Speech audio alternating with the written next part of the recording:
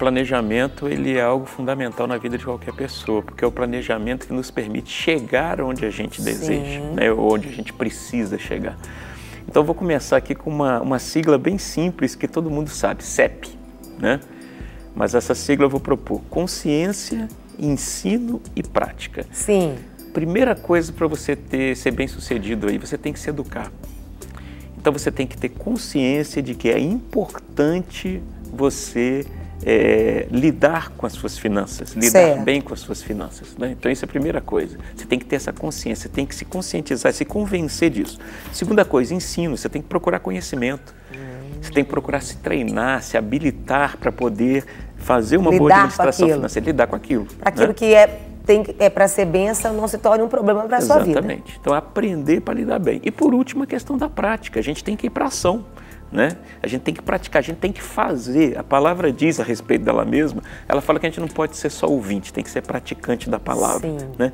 Então, algum conhecimento que você recebe a respeito de um assunto, não basta você se contentar em conhecer, você tem que, a partir do conhecimento, procurar praticar esse assunto. Então, a primeira coisa que eu colocaria é isso daí: consciência, ensino e prática. Eu creio que um bom teste para você saber se você está lidando bem com o dinheiro é se você tem hoje uma poupança, se você consegue poupar dinheiro. Quer dizer, se você não está conseguindo poupar e você está endividado, então você está na outra ponta, né? Você está bem distante. Então, você tem que iniciar uma jornada, você tem que iniciar uma caminhada aí. Livrar-se das dívidas, organizar a vida financeira para chegar ao ponto em que você consiga botar algum dinheiro de lado, fazer alguma poupança. Para quê? Justamente para você conseguir realizar aquilo que você deseja ou aquilo que você precisa no longo prazo. Né? Então, isso é importante. Então, organizar a vida financeira. Mesmo que seja um valor pequeno, mas é importante que você já comece hoje. Nem que seja um valor simbólico. Tem que começar e tem que começar já. Aí eu vou propor uma outra siglazinha também, que muita gente conhece, principalmente quem lida no computador. PDF, né? Sim. É uma coisa assim, PDF. O que é o PDF? Você tem que planejar, você tem que ter disciplina e você tem que ter foco, né? Então, você tem que colocar objetivos, alvos, mas para você chegar nesse alvo, você tem que planejar, você tem que ser disciplinado e você tem que se manter naquele objetivo, você tem que ter foco, você tem que mirar naquilo e ir perseguindo aquilo ali até você conseguir. Então, esses são elementos essenciais.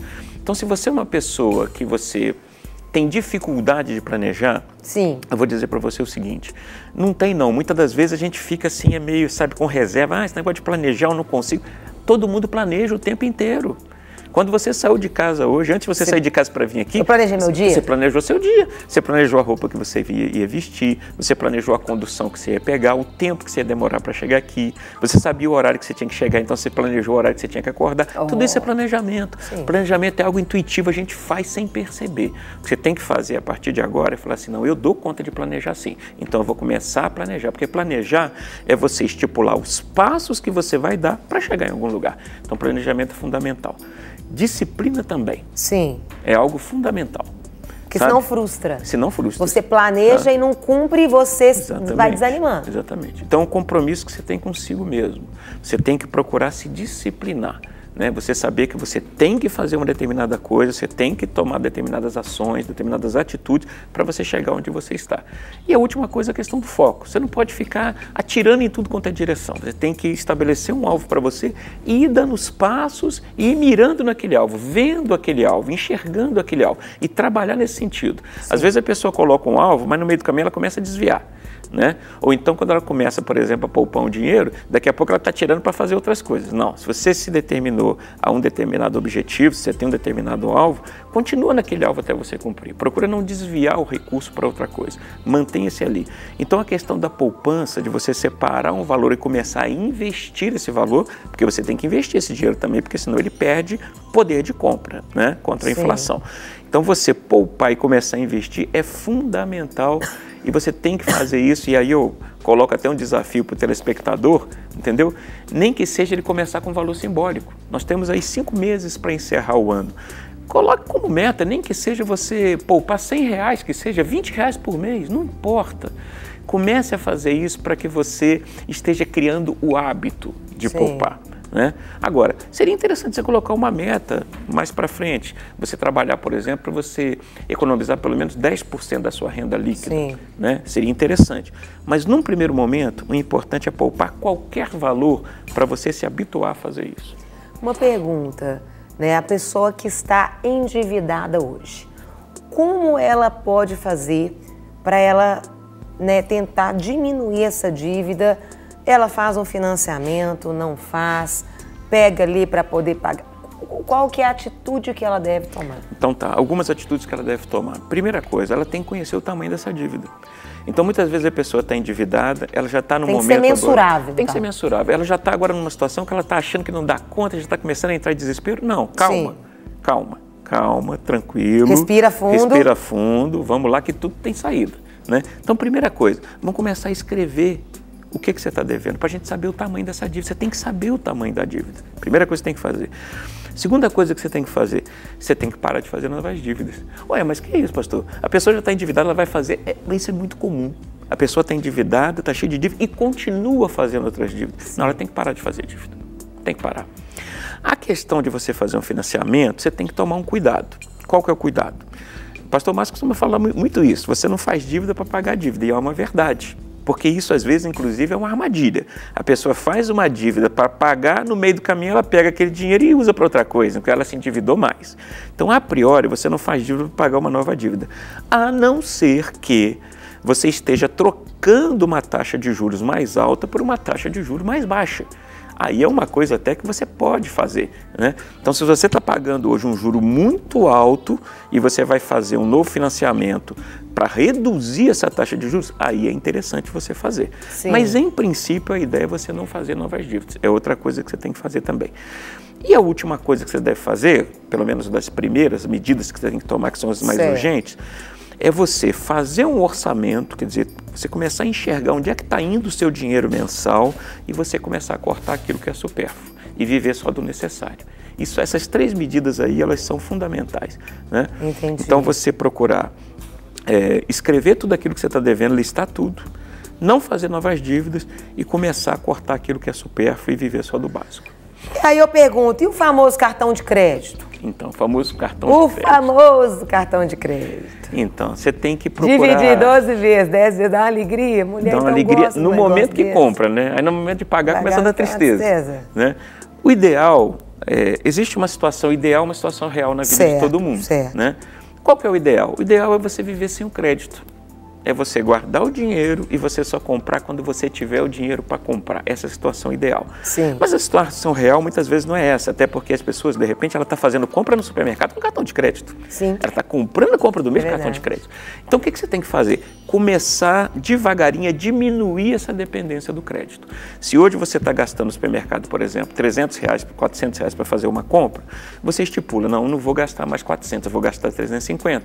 No outro mês eu vou gastar 300, no outro mês eu vou gastar... Vai diminuindo isso paulatinamente até você chegar ao ponto em que você não precisa mais usar o cartão para você comprar as coisas. Vai diminuindo aos poucos. E é muito comum o seguinte, a pessoa não sabe nem onde é que o dinheiro vai. Ela não tem ideia de onde está gastando dinheiro. Ela não faz, você perde. Completamente ela fica perdida. Né? Tem gente, eu já vi gente que fala assim, não, eu guardo na cabeça. Não. Não é difícil? Muita coisa. O nosso melhor companheiro realmente é a anotação. É você gravar, é você registrar o valor. Com relação à questão do casal, esse ponto realmente me chamou a atenção. E a gente tem que tomar cuidado com isso. Você quer ver um gasto que muitas vezes impacta o orçamento da família, a família não percebe? A tal da padaria. É aquele gasto que aparentemente é pequeno, ele é contínuo, mas ele impacta. Né? Então, a gente não pode menosprezar os pequenos gastos, não. Sim. Você tem que procurar anotar tudo. Aliás, uma coisa que eu percebi em algumas falas ali, quando a pessoa fala assim, você faz um planejamento financeiro, você registra? Eu registro, assim, eu não senti muita firmeza em algumas afirmações ali, não. E a gente tem que ser persistente em fazer isso. Não adianta você fazer durante um período, depois para. É verdade. Não, tem que ser persistente. Isso aqui é igual aquela prescrição do remedinho que o médico fala assim, isso aqui só vai tomar esse comprimido pro resto da vida, um comprimidozinho por dia. Entendi. A prescrição é essa. Você tem que fazer o controle financeiro, é sempre, é todo mês, é sempre. Isso tem que virar um hábito, tem que ser incorporado como um hábito. E se você incorpora isso como um hábito, vai ser interessante que isso vai ser um exemplo, inclusive, para os filhos. Sim. Porque os filhos vão ver que, né, a família tem o costume de estar planejando financeiramente. Eu vou até perguntar sobre essa questão de filhos também. Mas antes eu fiquei pensando, o senhor considera planejamento financeiro quando a pessoa ela não se planeja para guardar também? Porque você fala assim, você faz planejamento financeiro? Eu faço, eu coloco lá tudo que eu recebo e tudo que eu vou gastar. Mas ela não coloca o que ela vai guardar. Se a pessoa não tem esse hábito, isso é planejamento financeiro também? Ou para ser planejamento tem que incluir isso também? Então, tem que incluir também. Faz parte do planejamento financeiro. Na verdade, o que você tem que fazer, você tem que pegar um valor, estipular um valor, e aquele valor é como se fosse uma despesa. Ele já tem que entrar, assim como você tem a despesa do salão, do lazer, do sacolão, do açougue, você tem que ter lá investimento, também é uma despesinha, e já tem um valor predeterminado, então aquele valor ele já fica apartado do orçamento, ele não é disponível não, aquele valor ali, isso aí... É um gasto fixo. É um gasto fixo, sabe? É um gasto fixo. Existe uma questão no meio, por exemplo, empresarial, que é muito comum, quando você tem uma empresa familiar, muitas vezes o empresário ele mistura a questão financeira da empresa com o jurídico. Vira tudo uma confusão. confusão. A mesma coisa, então você tem que tratar a empresa como se fosse uma pessoa e respeitar aquela pessoa. Sim. Né? Então a empresa ela dá uma mesada para o empresário que ele recebe, mas tem lá o gasto da empresa, as contas da empresa são separadas. O que você deve fazer com relação à poupança? Você está se comprometendo com você lá na frente. Né? É com você daqui a 10 anos, com você daqui a 20 anos, a pessoa que você vai ser lá na frente, porque a gente vai mudando. Sim. A gente não muda completamente, mas a gente muda. Né? Algumas coisas a gente vai mudando ao longo do tempo. Então eu estou me comprometendo comigo mesmo daqui a 20 anos, daqui a 30 anos. Então aquele valor ali é um valor que eu não posso avançar sobre ele, eu tenho que guardar. Agora, importante ali a questão do casal. O casal tem que trabalhar as finanças junto. Né? Tem que trabalhar as finanças junto. Marido e esposa tem que trabalhar junto, tem que saber como é que estão as finanças da família, né? Tem que haver um acompanhamento, porque muitas das vezes o marido toma isso para si, coloca a mulher de lado, a mulher não sabe nada do que está acontecendo, às vezes também ela se acomoda nessa posição e isso não é bom. Porque se acontecer um problema, acontecer, por exemplo, uma falta, um impedimento por causa de uma doença, de uma morte, às vezes o cônjuge não sabe nada da situação financeira e vai descobrir, às vezes vai ter uma surpresa até ruim, vai descobrir qual que é a situação financeira da família depois, por exemplo, de um óbito ou de uma situação em que o outro está incapacitado de administrar. Para receber todas as novidades do canal, inscreva-se e se curtir o vídeo, clique em gostei. Aproveite para acompanhar a Rede Super nas redes sociais.